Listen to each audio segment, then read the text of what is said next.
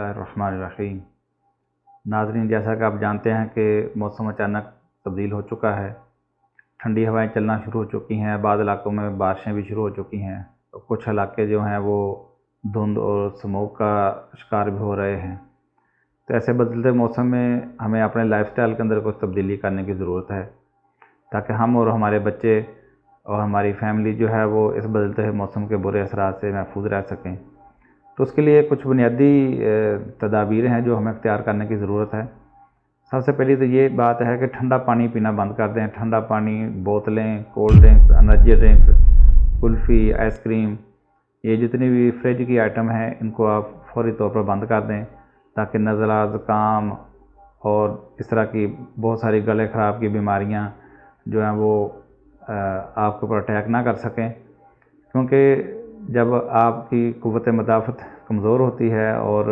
موسم کے اثرات بھی آپ کے اوپر آ رہے ہوتے ہیں تو یہی وہ موقع ہوتا ہے جب بیماری کو اٹیک کرنے کا موقع ملتا ہے۔ تو اس کا بہترین طریقہ یہ ہے کہ آپ موسم کے مطابق کھائیں پئیں، ٹھنڈا پانی، ٹھنڈی چیزیں، کولڈ ڈرنکس، آئس کریم وغیرہ سے پرہیز رکھیں۔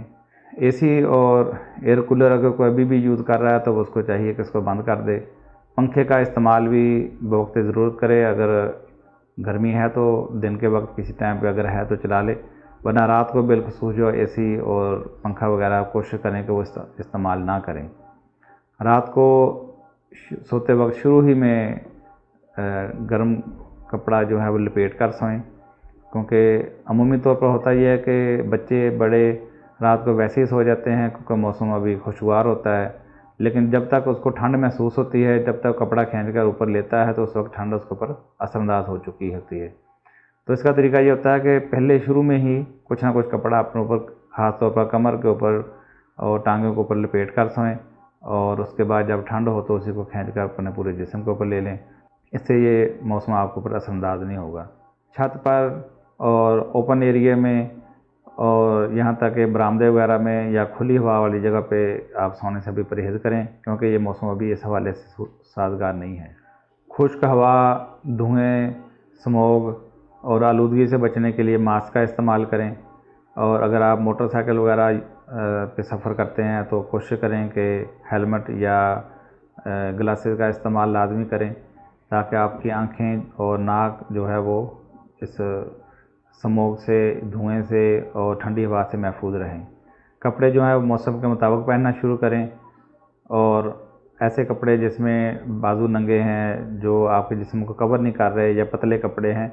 اس کے بجائے موسم کے مطابق موٹا کپڑا پہنیں۔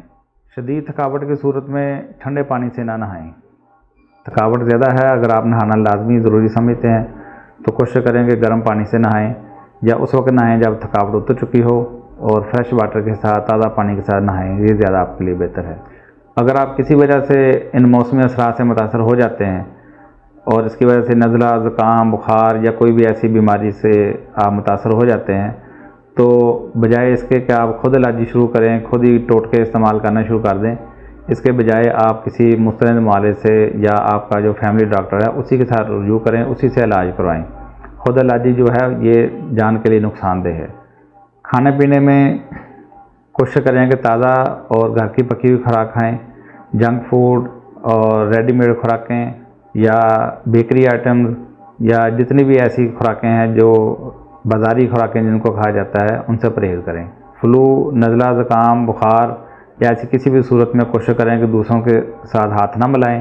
بلکہ آپ جو ہے وہ خود ہی دوسروں سے ہاتھ ملانے سے پرہیز کریں تاکہ آپ کی بیماری دوسروں تک منتقل نہ ہو۔ امید ہے کہ جب آپ ان ہدایات کے اوپر عمل کریں گے تو آپ اس موسم کے برے اثرات سے خود بھی محفوظ رہیں گے، آپ کے بچے اور آپ کی فیملی جو ہے وہ بھی بچے رہیں گے۔